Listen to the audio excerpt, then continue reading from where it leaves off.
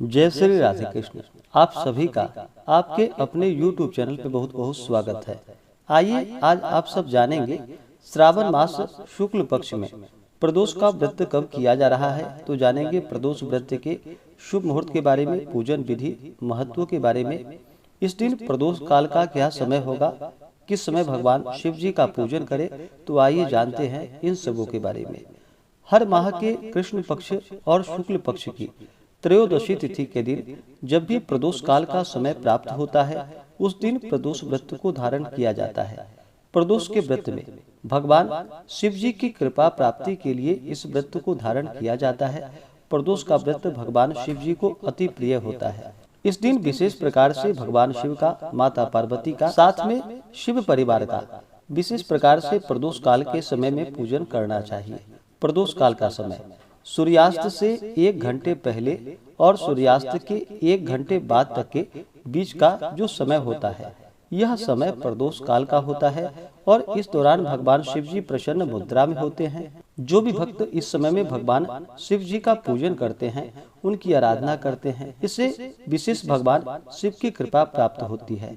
प्रदोष का व्रत जिस दिन भी पड़ता है, उस दिन के नाम से उसे जाना जाता है और उस दिन के प्रदोष व्रत का अपना विशेष महत्व माना गया है। तो आइए जानते हैं श्रावण शुक्ल प्रदोष व्रत के शुभ मुहूर्त के बारे में। त्रयोदशी तिथि प्रारंभ समय 28 अगस्त 2023 दिन सोमवार शाम 6:24 और त्रयोदशी तिथि की समाप्ति होगी 29 अगस्त 2023 दिन मंगलवार को दोपहर 2:49 पे।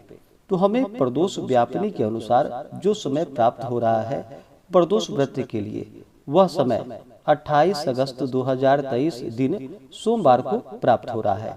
तो इस दिन प्रदोष का व्रत किया जाएगा। यह श्रावण का महीना चल रहा है। श्रावण का महीना जो कि भगवान शिव जी को अति प्रिय माना गया है। इस दिन श्रावण सोमवार का व्रत भी किया जाएगा और इस दिन प्रदोष का व्रत है। तो इस दिन बड़ा ही अच्छा संयोग बन रहा है, जो कि श्रावण सोमवार और प्रदोष का व्रत एक ही दिन पर रहा है। इस दिन सुबह के समय में और शाम के समय में, दोनों समय अगर भगवान शिव जी का पूजन करते हैं पूरे विधि विधान के साथ, इससे भगवान शिव जी अति प्रसन्न होते हैं। इस दिन सूर्योदय का जो समय होगा 28 अगस्त को, वह समय सुबह 5:36 और सूर्यास्त शाम 6:21।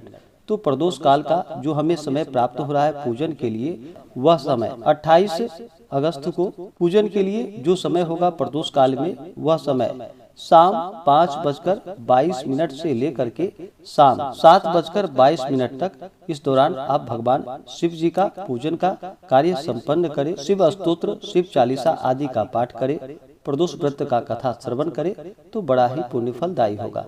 इस दिन योग जो कि आयुष्मान योग होगा सुबह 9:36 तक। उसके बाद सौभाग्य योग होगा, जो कि बड़ा ही अच्छा योग बन रहा है। इन योगों में पूजन करना बड़ा ही पुण्य फलदायी माना गया है। इस दिन उत्तराषाढ़ा नक्षत्र जो कि रात्रि 12:44 तक होगा। इस बार सोमवार के दिन प्रदोष का व्रत किया जा रहा है और जब भी सोमवार के दिन प्रदोष का व्रत पड़ता है, तो इसे सोमवार त्रयोदशी या सोम प्रदोष व्रत के नाम से जाना जाता है।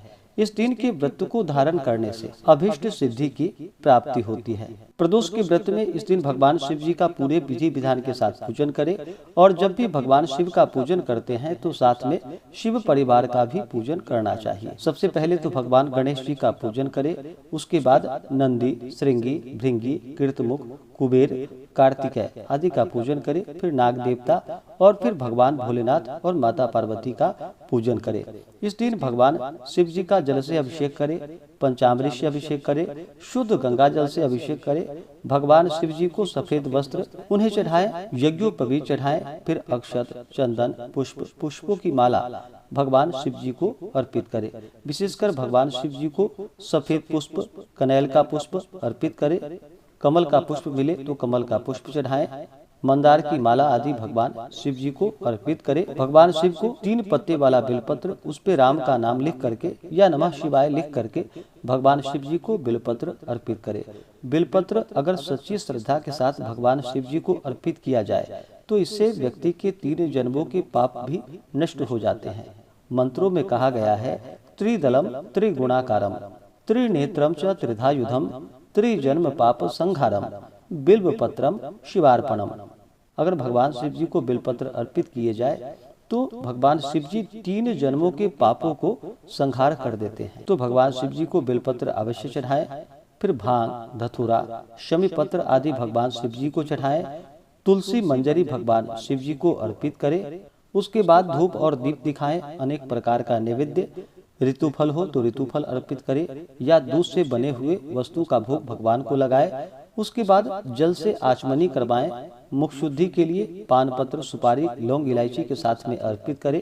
द्रव्य दक्षिणा चढ़ाएं। इस प्रकार से भगवान शिव जी का पूजन करना चाहिए। माता पार्वती का जल, पुष्प, अक्षत आदि से पूजन करके स्त्रियां माता पार्वती को सिंदूर चढ़ाएं और पुरुष माता पार्वती को रोली अर्पित करें। श्रृंगार की वस्तुएं चढ़ाएं। धूप दीप दिखा करके नैवेद्य का भोग लगाएं। जल से आचमनी करवाएं। द्रव्य दक्षिणा चढ़ाएं। मुख शुद्धि के लिए पान पत्र, सुपारी, लौंग, इलायची के साथ में अर्पित करें और फिर प्रदोष व्रत का कथा श्रवण करें। भगवान शिव जी के स्तोत्रों का पाठ या श्रवण करें। शिव चालीसा का पाठ या श्रवण करें तो बड़ा ही पुण्यफल दायी होगा।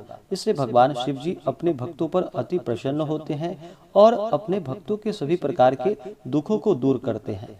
प्रदोष व्रत को रखने से 100 गायों को दान करने के बराबर पुण्य फलों की प्राप्ति होती है। और जिस दिन भी प्रदोष का व्रत होता है तो उस दिन के व्रत के प्रभाव से अनेक प्रकार के लाभ बतलाए गए हैं। इस बार सोमवार के दिन प्रदोष का व्रत है तो सोमवार के दिन प्रदोष व्रत को रखने से अभिष्ट सिद्धि की प्राप्ति होती है। जो भी प्रदोष का व्रत करते हैं उन्हें व्रत के दौरान कुछ बातों का ध्यान रखना चाहिए। व्रत के दौरान किसी के ऊपर क्रोध नहीं करनी चाहिए।